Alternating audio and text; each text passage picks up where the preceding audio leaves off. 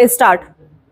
अपराध पर नकेल कसने के लिए कथित अपराधियों की संपत्ति पर बुलडोजर चलाने की परिपाटी सी चल पड़ी है।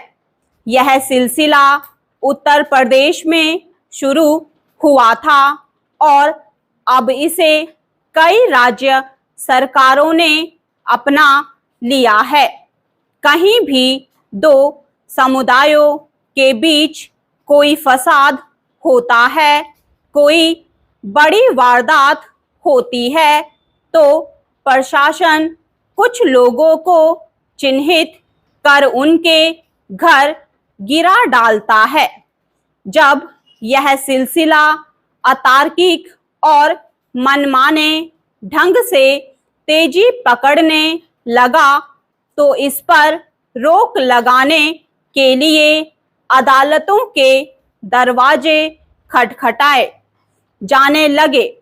इस पर करीब 5 महीने पहले सर्वोच्च न्यायालय ने सख्त निर्देश जारी करते हुए मकानों, दुकानों आदि के ध्वस्तीकरण पर रोक लगा दी। सर्वोच्च न्यायालय ने स्पष्ट कहा कि किसी के आरोपी या दोषी ठहरा दिए जाने से उसका मकान ढहा देने का अधिकार नहीं मिल जाता। प्रशासन को उचित कारण बताना होगा कि कोई भी मकान गिराना क्यों जरूरी है। इसके लिए दूसरे पक्ष की दलीलें भी सुनी जानी चाहिए। उसे अपना जवाब देने के लिए उचित समय दिया जाना चाहिए। अगर कोई अधिकारी इन निर्देशों का पालन नहीं करेगा तो उसके खिलाफ दंडात्मक कार्रवाई की जाएगी। मगर इसके बावजूद मकान, दुकान आदि ढहाने का सिलसिला रुका नहीं है। पिछले दिनों उत्तर प्रदेश, महाराष्ट्र और राजस्थान में ऐसी ही मनमानी करते हुए कुछ मकान ढहा दिए गए। अब सर्वोच्च न्यायालय ने करीब 4 वर्ष पहले प्रयागराज में तोड़े गए मकानों पर कड़ा रुख अख्तियार करते हुए कहा है कि पीड़ितों को 10-10 लाख रुपए मुआवजा दिया जाए। अदालत ने कहा कि इस मामले ने उसकी अंतरात्मा को झकझोर कर दिया है।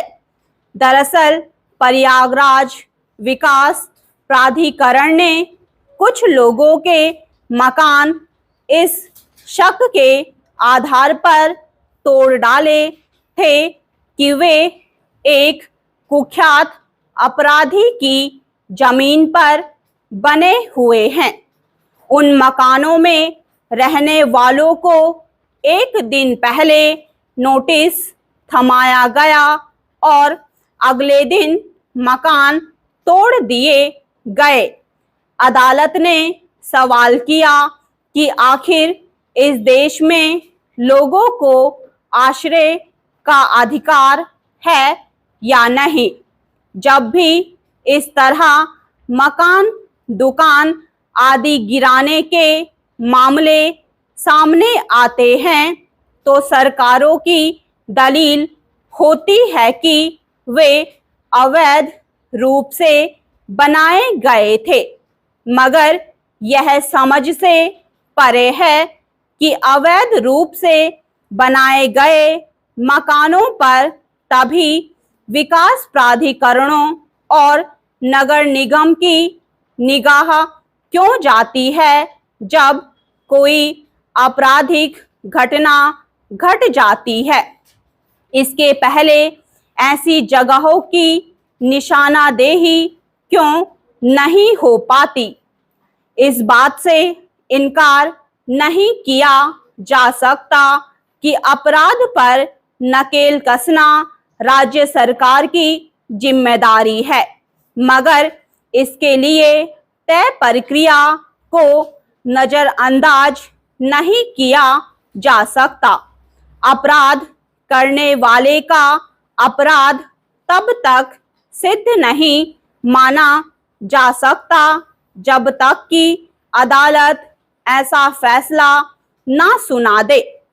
कोई भी सरकार खुद किसी को अपराधी सिद्ध करके उसके घर पर बुलडोजर नहीं चढ़ा सकती।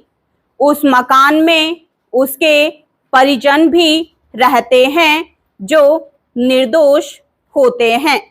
आखिर किसी के अपराध की सजा दूसरे लोगों को बेघर करके क्यों दी जानी चाहिए? अवैध रूप से या कब्जा करके बनाए गए मकानों को ध्वस्त करने के नियम कायदे हैं। इसीलिए इस तरह की मनमानी कार्रवाइयों को सर्वोच्च न्यायालय ने असंवैधानिक और अमानवीय करार दिया है। विचित्र है कि जिन मामलों को सरकारों को अपने विवेक से लोगों के मानवाधिकारों का ध्यान रखते हुए सुलझाना चाहिए, उनमें वे खुद कटघरे में खड़ी हो रही है। स्टॉप।